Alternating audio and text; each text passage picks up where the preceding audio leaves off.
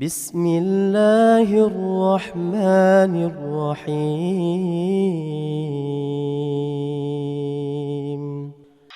بسم الله الرحمن الرحيم. السلام عليكم ورحمة الله وبركاته. الحمد لله حمدا كثيرا طيبا مباركا فيه كما يحب ربنا ويرضاه.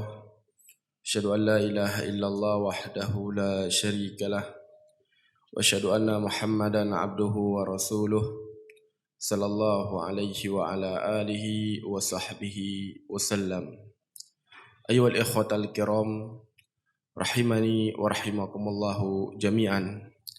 Di antara perintah Allah Subhanahu wa taala dalam Al-Qur'anul Karim adalah untuk mencari harta yang halal dan memakan sesuatu yang halal. Allah Subhanahu wa taala berfirman dalam Al-Qur'anul Karim, "Ya ayyuhalladzina amanu kulu min thayyibati ma razaqnakum." Wahai orang-orang yang beriman, makanlah oleh kalian sesuatu yang baik yang telah kami rezekikan kepada kalian. Dalam hadis yang sangat banyak, Nabi SAW melarang seorang hamba Allah Subhanahu wa taala untuk mengambil harta yang haram. Dan sebaliknya Nabi SAW memerintahkan kepada kita semua untuk mencari harta yang halal. Nabi mengatakan, "Ayyuhan nas, inna ahadukum lan tamut hatta yastakmila rizquh. Fala tastabti'u ayyuhan nas ittaqullah wa ajmalu fi talabi khudhu ma halla watruk ma haram." Atau kama qala Nabi alaihi salatu wassalam. Kata Rasulullah sallallahu alaihi wasallam, "Wahai sekalian manusia, sungguh salah seorang di antara kalian tidak akan mati sehingga sempurna rezeki kalian. Janganlah kalian merasa terhalangi dari rezeki tersebut. Bertakwalah kalian wahai sekalian manusia dan carilah rezeki dengan perkara yang baik. Ambil yang halal, kemudian tinggalkan perkara yang haram." Harta yang haram ini merupakan sebab kesempitan hidup seorang hamba Allah Subhanahu wa taala. Terkadang kita melihat ada orang yang memiliki harta yang sangat melimpah, memiliki kekayaan yang luar biasa, namun kehidupannya sempit dikarenakan harta yang didapatkan itu dari harta yang haram. Dan Allah Subhanahu wa taala telah mengkhabarkan dalam Al-Qur'anul Karim, "Wa man a'rada 'an dzikri fa inna lahu ma'isyatan dhanka." Siapa saja yang berpaling daripada petunjuk, maka niscaya Allah Subhanahu wa taala akan memberikan kepadanya kehidupan yang sempit. Ino dagelana urang le memang harta, namun hidup sempit, terjerat dengan riba, terjerat dengan perkara-perkara yang gemurkai oleh Allah Subhanahu wa taala. Sehingga seorang muslim hendaknya mereka bersemangat untuk mencari harta yang halal. Dan harta yang haramnya merupakan sebab Allah Subhanahu wa taala memasukkan kita ke dalam neraka. Allah Azza wa Jalla mengancam sebagaimana disebutkan dalam hadis Nabi alaihi salatu wassalam, "La yadkhulul jannah," tidak akan masuk surga, "lahmun nabatat min suhti," daging yang nyana terkandung dalam perkara yang haram. An-nar aula bihi, dan neraka yang lebih cocok bagi orangnya. Sehingga seorang muslim hendaknya mereka memperhatikan dari mana mereka mengambil harta mereka. Sehingga jika kita membaca bagaimana biografi para ulama kita, mereka akan kita dapati adalah orang yang sangat menjaga diri dari perkara-perkara yang haram, dari perkara-perkara yang dimurkai oleh Allah Subhanahu wa taala. Saya akan menyebutkan beberapa kisah yang menjelaskan kepada kita mandum kiban para ulama di dalam mereka menjauhi harta-harta yang haram.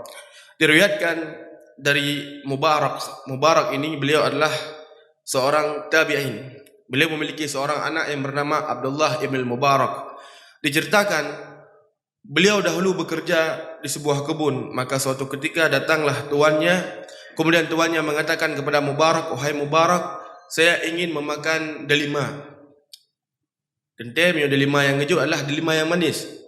Mubarak kemudian beliau datang ke kebun, kemudian beliau memetik beberapa delima, kemudian beliau berikan kepada tuannya.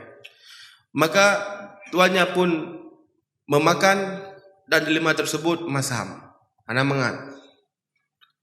Kemudian diperintahkan untuk kedua kali, nyo boglima masam, tiap minta lain. Kemudian Mubarak pun untuk kedua kalinya beliau masuk ke kebun, kemudian beliau memetik beberapa delima yang ada di pohon. Kemudian beliau memberikan kepada tuannya. Maka dipajuhlah untuk yang kedua kali, namun juga sama, rasanya asam. Kemudian tuannya sudah mulai marah, mulai bengih. Tak yupat yang mameh yang masam yupat.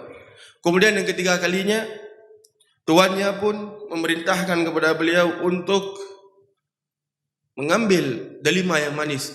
Maka beliau pun membawa delima untuk ketiga kalinya dan delimanya pun asam. Maka pada waktu tersebut tuannya memarahinya, apakah engkau tidak tahu mana yang manis dan mana yang asam? Maka dijawab, tidak. Kenapa demikian? Saya tidak akan memakan suatu perkara kecuali itu adalah hal yang halal. Maka ketika mendengar penuturan Mubarak, maka takjub tuannya. Jadi uti gepet penuh leher boh, leher gajah, maka hana rasa magaji masam. Kemudian disebutkan bahwasanya tuannya pun mulai menaruh hati kepada Mubarak ini. Kemudian beliau memiliki seorang putri yang sudah banyak didatangi oleh orang-orang untuk dilamar, namun beliau berikan hana gejulam. Maka beliau memanggil Mubarak kemudian bertanya, siapa yang cocok untuk menikahi putriku? Maka dijawab oleh Mubarak, wahai tuan, dahulu orang jahiliyah mereka menikahkan putrinya dikarenakan nasab, kemudian Yahudi menikahkan putrinya dikarenakan harta, kemudian Nasrani menikahkan putrinya dikarenakan kecantikan, adapun kita kaum muslimin menikahkan putri kita dikarenakan keimanan. Kemudian dinikahkan Mubarak dengan putri tuannya, kemudian diberikan harta yang sangat banyak.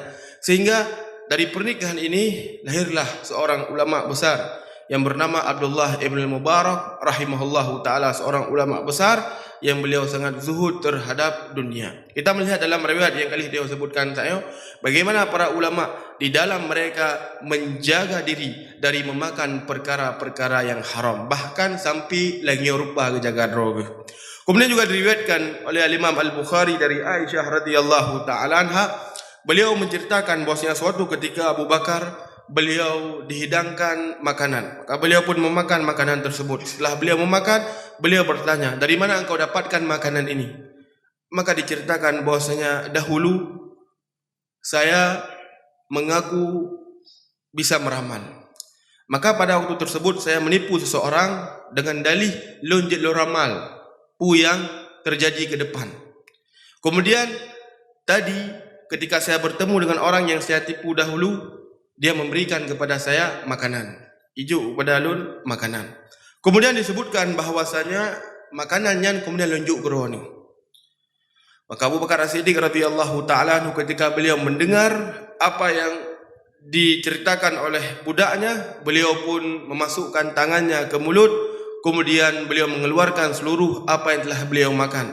Dan beliau mengatakan, jika makanan ini tidak keluar kecuali dengan keluar ruhku, maka niscaya aku akan mengeluarkannya, dan aku berlindung, aku berlepas diri dari makanan yang masuk ke uratku dan masuk ke dalam lambungku. Ini para ulama dayo kiban orang yang di dalam menjaga diri dalam memakan perkara-perkara yang haram. Kemudian juga diriwayatkan dari Abu Hanifah rahimahullahu ta'ala, beliau memiliki seorang kawan yang bernama Bishr. Kawannya ini adalah seorang pedagang. Suatu ketika beliau menitipkan sekitar 70 kain kepada Bishr untuk dijual di daerah Mesir. Kemudian beliau menulis surat bahwasanya kain tersebut memiliki cacat ini dan cacat itu. Maka beberapa waktu kemudian pulanglah Bishr membawa sekitar 12 kilo lebih dari hasil penjualan. Maka pada waktu tersebut Abu Hanifah bertanya kepada Bishr yang menjual kainnya tadi, apakah engkau menjelaskan kepada pembeli bahwasanya kain tersebut memiliki cacat? Maka dijawab, saya lupa. Kemudian beliau mengambil harta tersebut dan beliau infakkan kepada kaum muslimin. Hana kepajuh bimu bacut dikarenakan hana kejelaskan bunuh wati publio bahwasanya dalam harta tersebut, dalam kain tersebut ada barang-barang yang cacat. Kita melihat dalam beberapa riwayat yang kita sebutkan tadi, menunjukkan kepada kita bagaimana para ulama beliau di dalam menjaga diri dari memakan perkara-perkara yang haram. Sehingga seorang muslim hendaknya mereka memperhatikan bagaimana dia mencari rezeki, dan seorang muslim hendaknya mereka betul-betul kalian kipan pekerjaan ngian. Pu akan mengantarkan ngian kepada kemurkaan Allah ataukah mengantarkan ngian kepada hal-hal yang diridhai oleh Allah Subhanahu wa taala. Sehingga seorang muslim harus mereka mengetahui, seorang anak harus mengetahui keadaan orang tuanya. Terkadang sebagian anak umpum kada orang si kiban. Pukauji pu yang hawanya elake. Bahkan terkadang sebagian orang tua mereka tidak sanggup berfikir sehingga terjatuhlah dalam perkara-perkara yang haram. Sehingga seorang muslim hendaknya mereka menasihati saudara-saudara mereka untuk bersemangat di dalam mencari harta yang halal. Sehingga disebutkan oleh Hasan Al-Basri rahimahullahu taala dalam sebuah kisah bagaimana pengaruh nasihat, bagaimana pengaruh petuah yang diberikan oleh seorang muslim kepada muslim yang lainnya dalam mencari harta yang halal. Disebutkan bahwasanya Hasan Al-Basri beliau pernah ke Mekah. Maka pada waktu tersebut beliau melihat ada orang yang menjual kain. Kemudian orang ini menjual kain, memuji barangnya, dan dia bersumpah dengan sangat mudah. Sumpahnya demi Allah berjailu enggak dah, ijalu enggak dah, dan semisalnya. Kemudian Hasan Al-Basri rahimahullah ta'ala meninggalkan orang tersebut. Dia tinggalkan orang tersebut. Maka 2 tahun kemudian Hasan Al-Basri beliau melaksanakan haji. Beliau melihat orang yang beliau lihat beberapa tahun yang lalu. Jadi mio barokan ngepu beliau pakaian memang gemu sumpah. Kemudian dia sebutkan pakaiannya adalah pakaian terbaik dan yang semisalnya. Namun 2 tahun kemudian orang ini sudah diam. Dia tidak lagi banyak berbicara. Kemudian ditanya oleh Hasan Al-Basri, bukankah engkau yang 2 tahun yang lalu menjual kemudian engkau sangat mudah untuk bersumpah untuk melariskan daripada daganganmu? Maka disebutkan ya. Namun kenapa engkau sekarang sudah diam dan tidak banyak berbicara? Kemudian diceritakan, wahai imam, bahwasanya dahulu saya memiliki seorang istri. Jika saya kembali ke rumah membawa harta yang banyak, dia sebutkan ini adalah sedikit. Nyo harta yang ni.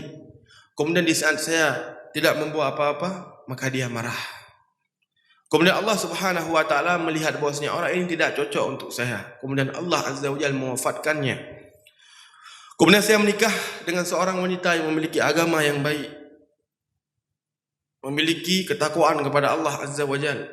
Sehingga ketika saya berangkat ke pasar untuk menjual kain, dia memegang kerah baju saya dan mengatakan, wahai suamiku, bertakwalah engkau kepada Allah Azza wa Jalla dan berikan kepada kami harta yang halal. Sungguh jika engkau membawa harta sedikit, maka akan kami jadikan banyak. Dan jika engkau tidak membawa pulang apa-apa, niscaya kami akan menjahit dan kami akan menjual daripada jahitan tersebut. Beginilah seorang hamba Allah Subhanahu wa taala di dalam menjalani kehidupan di dunia, hendaknya mereka memakan yang halal dikarenakan hal tersebut akan menjadikan Allah Subhanahu wa taala ridha kepada hambanya. Mungkin namedang yang Tuhan sebutkan lebih dan kurang lagi maaf. Subhanakallahumma rabbana wa bihamdik, asyhadu an la ilaha illa anta astaghfiruka wa atubu ilaik. Assalamualaikum warahmatullahi wabarakatuh.